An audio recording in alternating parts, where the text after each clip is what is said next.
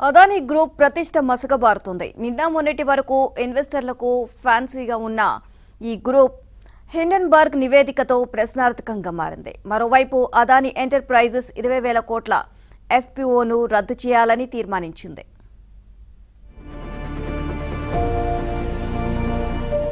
అదానీ ఈ పేరు దేశంలోనే కాదు ప్రపంచ వ్యాపార రంగంలో అగ్రగామిగా వెలుగొందింది. ప్రస్తుతం ఆ ప్రతిష్ట మసకబారుతోంది. హిండెన్బర్గ్ నివేదిక అదానీ పతనానికి నాంది పలికింది. గ్రూప్ కంపెనీల బాండ్స్ రుణపత్రాలను హామీగా పెట్టుకుని బ్రోకర్లకు మార్జిన్ రుణాలు ఇచ్చేందుకు ఇన్వెస్ట్మెంట్ బ్యాంకులు ముఖం చాటేస్తున్నాయి.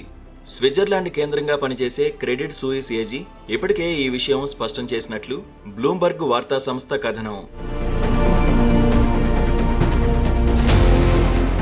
Adani ports, Adani green energy, Adani electricity Mumbai కంపెనీలు జారీ చేసిన బాండ్స్కు క్రెడిట్ సూయిస్ సంస్థ జీరో వాల్యూ ఇచ్చినట్టు ఆ కథనం పేర్కొంది. అంటే ఈ కంపెనీలు జారీ చేసిన బాండ్స్ చెల్లింపులకు ఏమాత్రం హామీ లేని చిత్తు కాగితాలతో సమానమని పేర్కొంది. ఈ వార్తలతో స్టాక్ మార్కెట్లో అదానీ గ్రూప్ కంపెనీల షేర్లు బుధవారం మార్కెట్లో మరింత పడిపోయాయి. భయంతో ఇన్వెస్టర్లు పోలోమంటూ అమ్మకాలకు దిగడమే ఇందుకు కారణం. దీంతో గత 5 సెషన్స్లో అదానీ గ్రూప్ కంపెనీల మార్కెట్ క్యాప్ 7 లక్షల కోట్ల రూపాయలకు పైగా తగ్గిపోయింది. ఈ అమ్మకాల హోరుతో బీఎస్ఈలో ఇంట్రాడేలో గ్రూప్ ప్రధాన company Adani Enterprises AEL company share 30% నష్టపోయి 1,942 రూపాయలకి చేరింది. ట్రేడింగ్ ముగిసేసరికి కొద్దిగా కోలుకుని 28.45% నష్టంతో 2,128.70 వద్ద క్లోజ్ అయింది.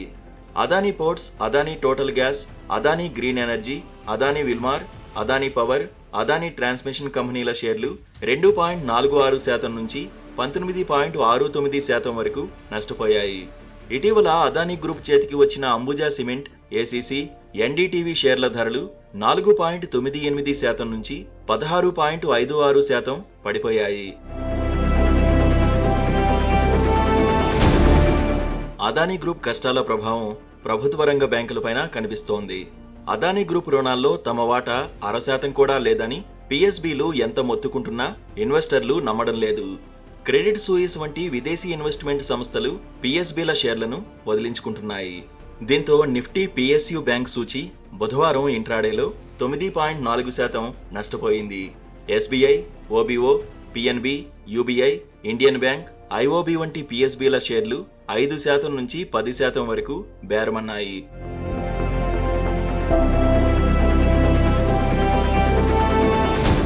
తాజా పరిణామాల నేపథ్యంలో రేటింగ్ సంస్థలు అదానీ గ్రూప్ కంపెనీల పరపతి రేటింగ్పై దృష్టి పెట్టాయి. హిండెన్బర్గ్ నివేదిక తర్వాత అదానీ గ్రూప్ కంపెనీల పరిణామాలను నిశితంగా పరిశీలిస్తున్నట్టు ఇక్రా తెలిపింది. మరోవైపు హిండెన్బర్గ్ నివేదిక ఆస్ట్రేలియాలోనూ ప్రకంపనలు సృష్టిస్తోంది.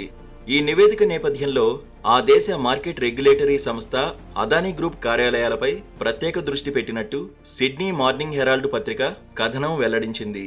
ఆస్ట్రేలియాలోనూ అదానీ గ్రూప్ ఒక బొగ్గుగని ప్రాజెక్ట్, ఒక రేవుని నిర్వహిస్తోంది.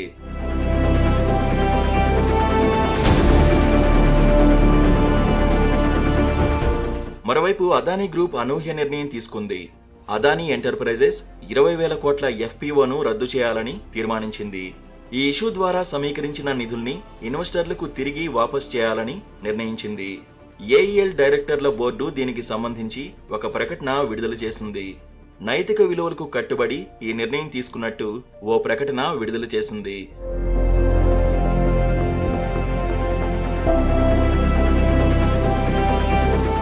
స్టాక్ మార్కెట్లో అదానీ గ్రూప్ కంపెనీల షేర్ల పతనంతో గౌతమ్ అదానీ ఆస్తి విలువ కరిగిపోతోంది.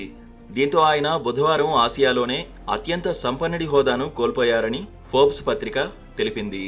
దాదాపు 8,370 కోట్ల డాలర్ల ఆస్తులతో రిలయన్స్ అధినేత ముఖేష్ అంబానీ మళ్లీ అగ్రస్థానానికి చేరారు. ప్రపంచ శ్రీమంతుల జాబితాలోనూ అదానీ స్థానం 3 నుంచి 15వ స్థానానికి పడిపోయింది. ఇదే సమయంలో అంబానీ 9వ స్థానానికి ఎదిగారు.